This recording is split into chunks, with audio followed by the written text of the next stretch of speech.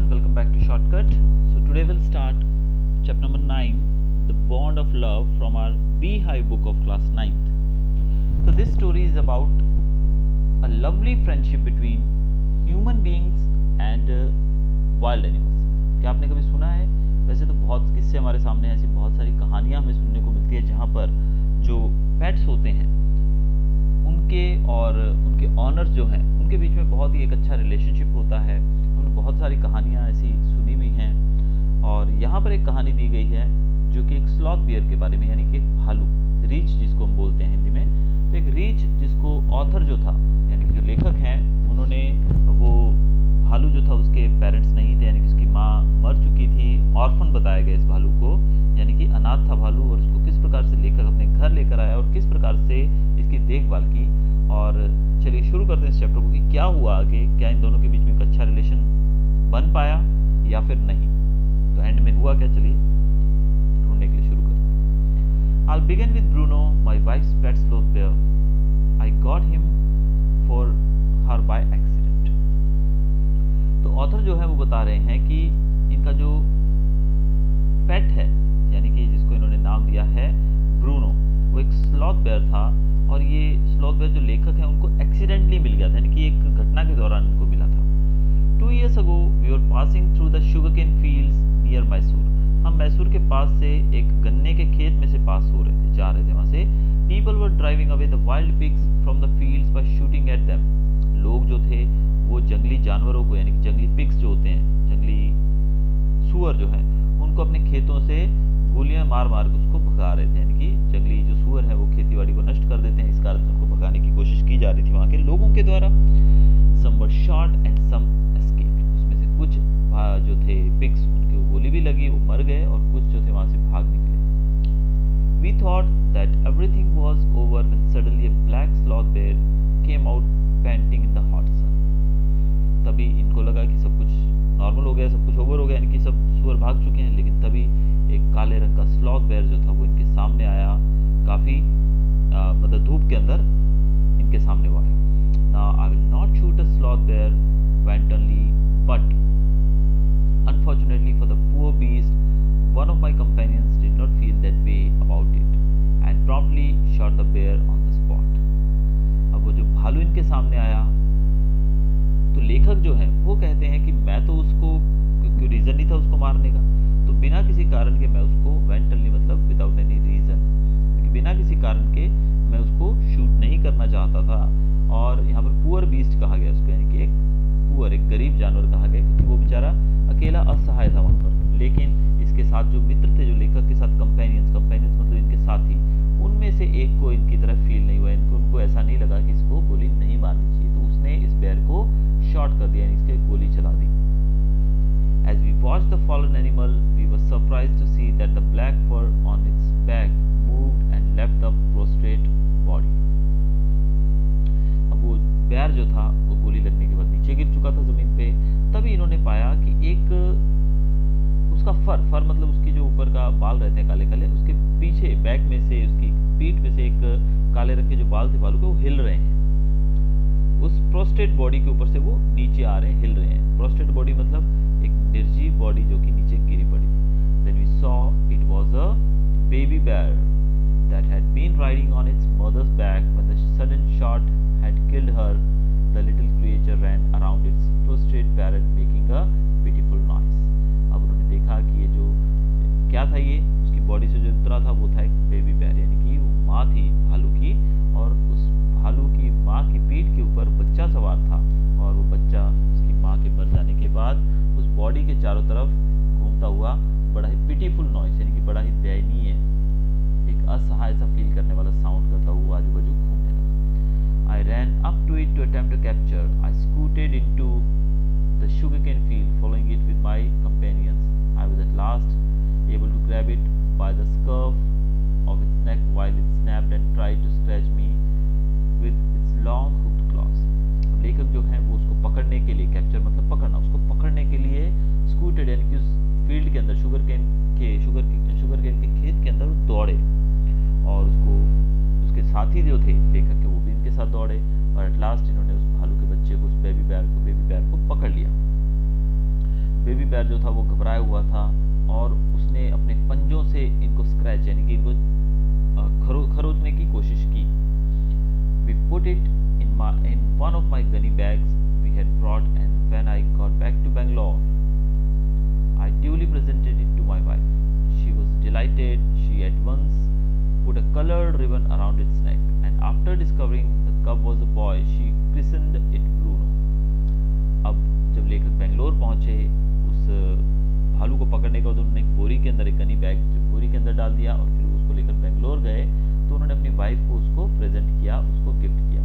Wife जो थी वो बहुत ही खुश हुई उसको देखकर, और उस वाइफ ने लेखक की पत्नी ने उसके गले में एक रिबन बांध दिया, और जब उसको पता लगा कि एक बॉय है यानी कि एक मेल भालू है, तो उनकी वाइफ ने उसका नाम दिया Bruno. Bruno soon took to drinking milk from a bottle. Bruno जो था वो जल्द ही बॉटल से क्या पीने लगा? दूध पीने लगा। It was but a step further, and within very few days he started eating and drinking everything else. तो पहले तो उसने दूध पीना शुरू किया और फिर धीरे धीरे कुछ ही दिनों में उसने सब कुछ खाना पीना शुरू कर दिया। And everything is the right word, for he ate porridge made from any ingredient, vegetable, fruit, nuts, meat, curry and rice regardless of condiments and chilies, bread, eggs, chocolate, sweets, pudding, ice cream, etc., etc., etc.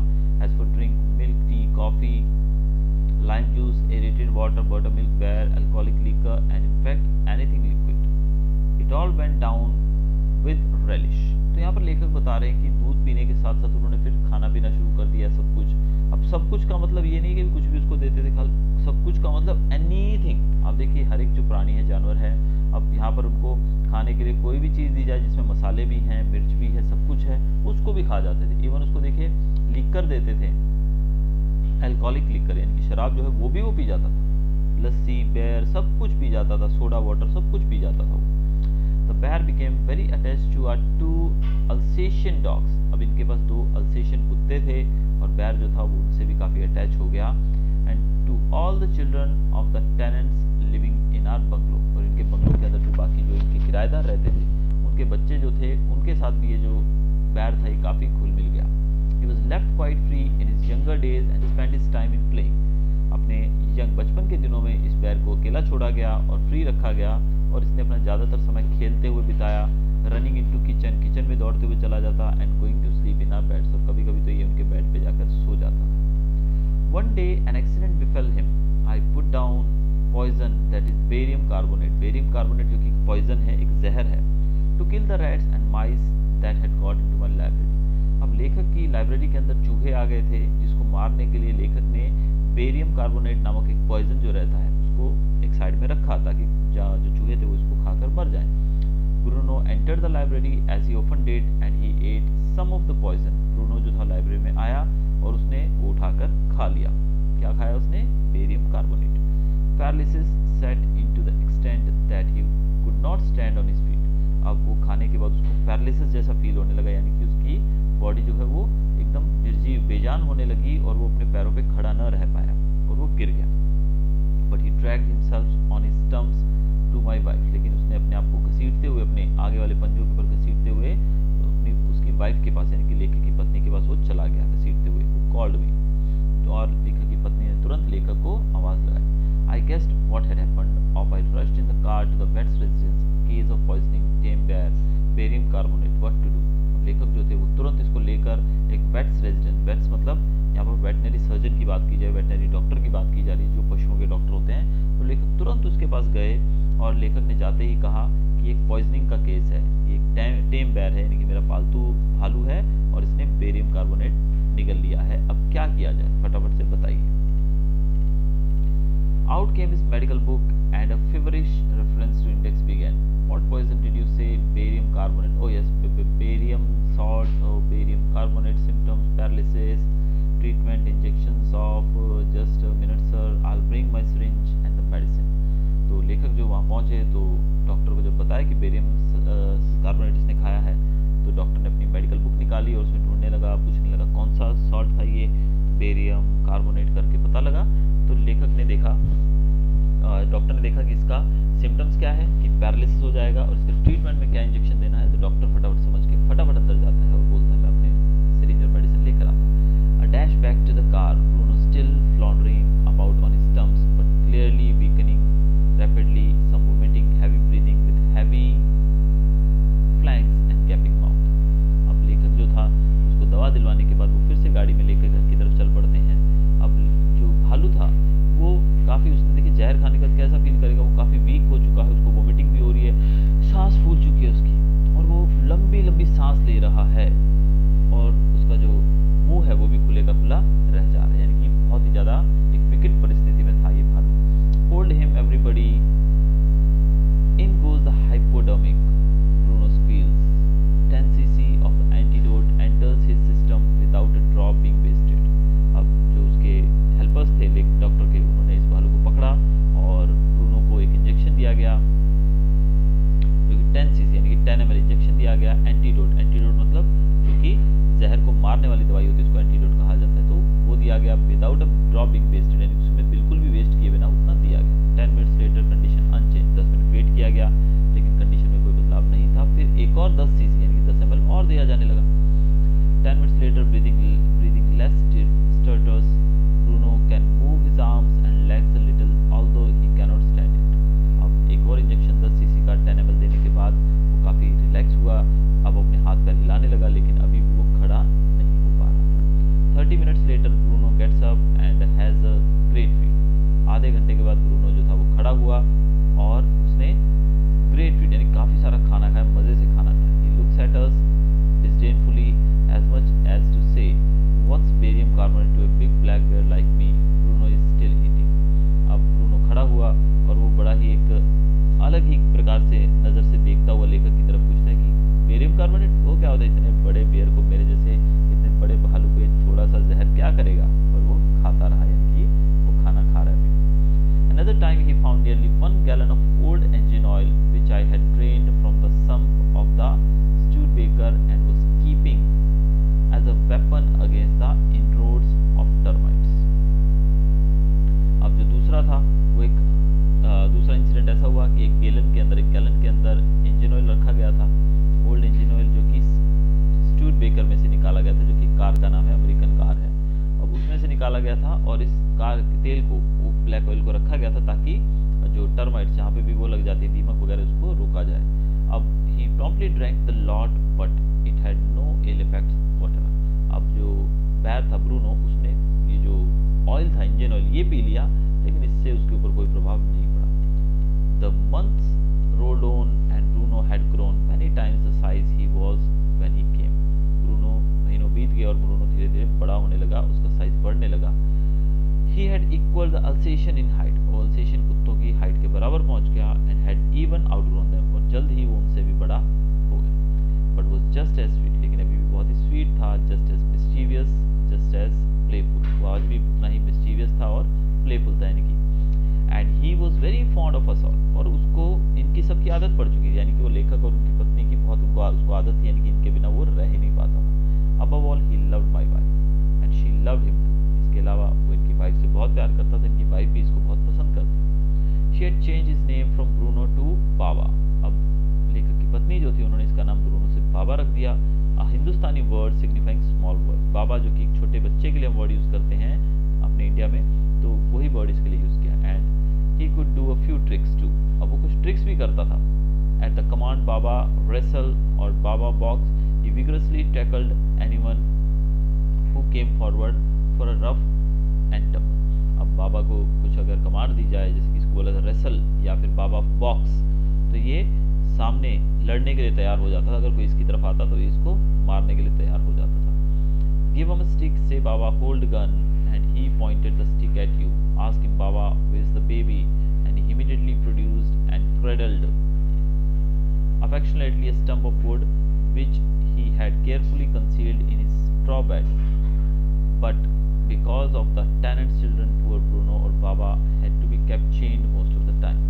अब इसको tricks क्या क्या है, इसको wrestle बोला जाए, बाबा box तो ये लड़ने के लिए तैयार होता था, इसको बोला जाता होल्ड गन, बाबा होल्ड गन, तो ये एक लकड़ी को बंदूक की तरह, जैसे हम बंदूक पकड़ते हैं वैसे पकड़कर पॉइंट कर देता था सामने वाले की तरफ। फिर इससे पूछा जाता था वेयर इज द बेबी, तो ये तुरंत क्रेडल, जो कि एक झूला था उसके अंदर एक लकड़ी पड़ी हुई थी, उस लकड़ी के अंदर इशारा करता था ये रहा। और टेनेंट चिल्ड्रन, यानी कि जो बच्चे थे किराएदारों के, उनके कारण ब्रूनो को ज़्यादातर समय चेन यानी कि बांध कर रखना पड़ता था। Then my son and I advise my wife, फिर लेखक और उनके पुत्र ने इनको एडवाइस दिया, इनको सलाह दी वाइफ को, and friends advise her too, और दोस्तों ने भी उसको एडवाइस दिया to give Baba to the zoo at Mysore, कि बाबा को हम एक जू में दे देते हैं, एक चिड़ियाघर में दे देते हैं जो कि मैसूर में है। He was getting too big to keep at home, कि ये बहुत बड़ा होता जा रहा है, इसको घर पे नहीं रख सकते हम। After some weeks of such advice, she at last consented hastily, and before she could change her mind, a letter was written to the curator of the zoo. Did he want a tame bear for his collection? He replied, yes. The zoo sent a cage from Mysore in a lorry, a distance of 87 miles, and Baba was backed off. अब जो wife थी लेखक की, वो काफ़ी समझाने के बाद मान गई, और जू के जो क्यूरेटर थे यानी कि जू के जो देखभाल करने वाले व्यक्ति थे, उनसे एक पत्र के द्वारा उनसे परमिशन ली गई, उनसे पूछा गया कि क्या आप टेम बेयर लेना चाहेंगे। तो क्यूरेटर जो था वो काफ़ी खुश हुआ, और उसने एक लॉरी और एक केज पिंजरा भेजा मैसूर से इस भालू को पिक करने के लिए। भालू को पैक किया गया, और ये जो मैसूर से 87 मील दूर, 87 माइल दूर ये जाना था, इसको भालू को यानी कि मैसूर जाना था। We all missed him greatly, but in sense we were relieved. My wife was inconsolable, she wept and pleaded. For the first few days she would not eat a thing. Then she wrote a number of letters to the curator. How was Baba? Back came the replies, well, but fretting, he refuses food too. अब लेखक जो थे, ये लोग सब उसको बहुत miss कर रहे थे, लेकिन जो पत्नी थी इनकी लेखक की, वो बहुत ज़्यादा मतलब उनको दिक्कत हो रही थी, वो बहुत ज़्यादा अटैच थी इस भालू से। इस कारण से उन्होंने तो कई दिन तक खाना भी नहीं खाया, और बहुत सारे पत्र लिखे इन्होंने जू के क्यूरेटर को पूछते हुए कि बाबा कैसा है। तो वहाँ से रिप्लाई आता था कि बाबा ठीक है वैसे तो, लेकिन वो भी खाना खाने से मना कर रहा है, कि बाबा भी खाना नहीं खा रहा है, बहुत ही नाखुश है। After that friends visiting Mysore were back to make a point of going to the zoo and seeing how Baba was getting along. They reported that he was well but looked very thin and sad. All the keepers at the zoo said he was fretting. From 3 months, I managed to restrain my wife from visiting Mysore. Then she said one day, I must sit up, Baba, either you take me by car or I will go myself by bus or train. So I took her by the car. अब जो मित्र थे इनके, वो जब भी वहाँ visit करते थे तो उन्होंने देखा कि बाबा जो था बहुत ही पतला हो चुका है, और जू के जो कीपर्स थे वो बोलते थे कि ये बहुत ही दुखी रहता है, ये बिल्कुल भी अच्छे से यहाँ नहीं रहता है। तो लेखक की पत्नी को जब ये पता लगा तो उसने वहाँ जाने की कोशिश की, लेकिन लेखक हर बार उसको टाल देते थे। लगभग 3 महीने के बाद लेखक की पत्नी ने कहा कि मैं बाबा को देखने जा रही हूँ, या तो तुम मुझे कार से लेकर चलो या फिर मैं ट्रेन या बस से चली जाऊँ। तो लेखक अपनी कार से लेकर इनको वहाँ गए। Friends had conjectured that the bear would not recognise her. I had thought so too, but while she was yet some yards from his cage, Baba saw her and recognised her. He howled with happiness. She ran up to him, petted him through the bars, and he stood on his head in delight. अब लोगों ने, दोस्तों ने कहा कि भालू तुमको नहीं पहचानेगा, लेकिन जैसे ही वो दोनों वहाँ पहुँचे, जब इनकी पत्नी काफ़ी दूर थी उस केज से, तब ही वो तुरंत खड़ा हो गया और हाउल यानी कि गुर्राने लगा, चिल्लाने लगा खुशी के मारे, और बहुत खुश हो गया वो इनकी तरफ देखकर। For the next 3 hours, she would not leave the cage. She gave him tea, lemonade, cakes, ice cream, and whatnot. Then closing time came, and we had to leave. My wife cried bitterly. Baba cried bitterly. Even the hardened curator and the keepers felt depressed. As for me, I had reconciled myself to what I knew was going to happen next. अब काफ़ी समय तक 3 घंटे तक वो वहीं बैठे रहे। उसको खाने के लिए बहुत सारी चीज़ें दी गई और उसने सब कुछ खाया। अब जू बंद होने का टाइम हो गया।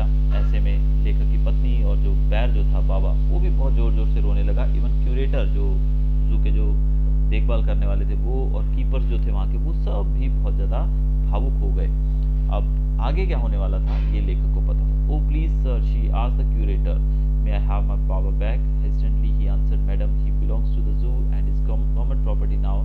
आई cannot give away government property, but if my boss the superintendent Bangalore agree, certainly you may have him back. अब लेखक की पत्नी ने क्यूरेटर से कहा, क्या मैं अपना बाबा वापस ले जा सकती हूँ, यानी कि भालू को?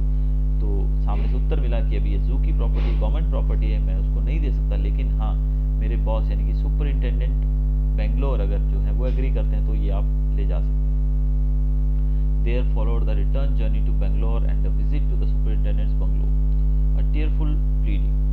Baba and I are both fretting for each other. Will you please give him back to me? He was a kind-hearted man and consented. Not only that, but he wrote to the curator telling him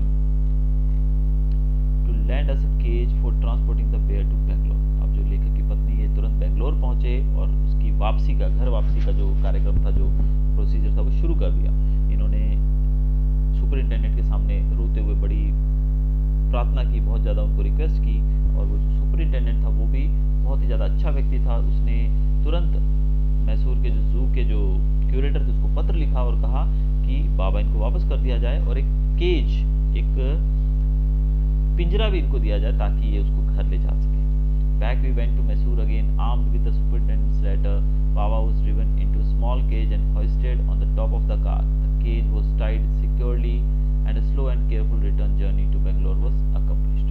अब ये तुरंत मैसूर गए और वहाँ पर वो letter दिखाया और बाबा को एक छोटे केज के अंदर डालकर कार के ऊपर बांध दिया गया और उसमें इसको काफ़ी धीरे धीरे कार को चलाकर केयरफुल जर्नी के द्वारा ये बेंगलोर पहुँचे।